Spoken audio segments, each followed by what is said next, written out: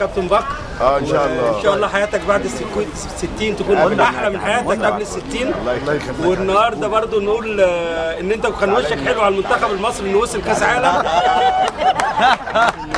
فكل سنه وانت طيب. الاستاذ مجدي مدبولي مدير حلبة شعبة القاهرة والصديق الشخصي لبكر عمر. كابتن بكر. والله يا كابتن بكر بقول لك بس اسمع بقى. بقول لك كل سنه وانت طيب يا كابتن بكر، ونتمنى ليك كل خير وكل سعاده بعد انتهاك من العمل الشاق اللي انت كنت فيه معانا هنا هون، وباذن الله تكون سنه حلوه عليك وبقيه السنين كلها امر الله. كابتن نبيل الاستاذ لسه انا اللي معايا لسه فضلك ما تنطيش. ماشي انا واخداهم بالدور. الاستاذ رفعت السنكحلي المسؤول عن مهرجين السيرك القومي. اتفضل. انا بقول للاستاذ بكر والاخوه الزملاء الجمال، ويعني احنا قضينا عشره جميله اكتر من 45 سنه دلوقتي واحنا مع بعض.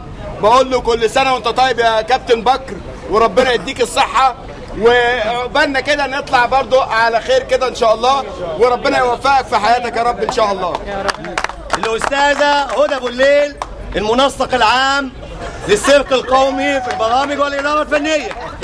هدى ابو الليل. خش يا منسق.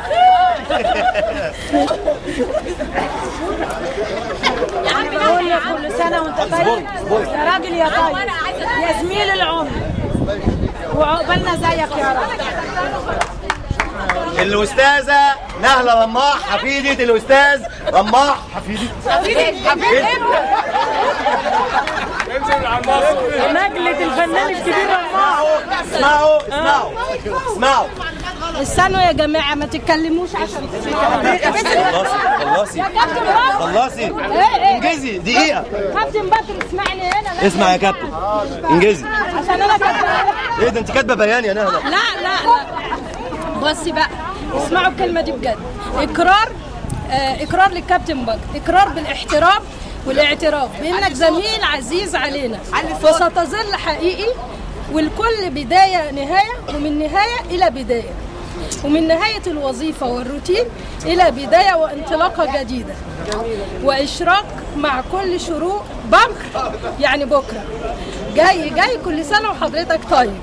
بس كلمه بقى للاستاذ مدحت، احنا عايزين توصل حاجه للجماعه لاهل الثقافه كلها، اللي هو ان احنا في اي نوع من نوع الثقافه ان احنا نحافظ على الاصوليه بتاعت الثقافه بتاعتنا، اللي هي يعني لما نقتبس شيء جديد نبقى محتفظين بقوميتنا العربيه. بس رساله بسيطه لاصحاب التخصص. الاستاذه ايمان عاكف مسؤوله الشؤون الماليه والاداريه بالسيرك القومي.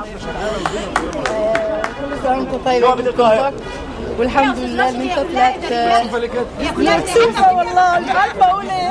حتى الاداره الاول برضو.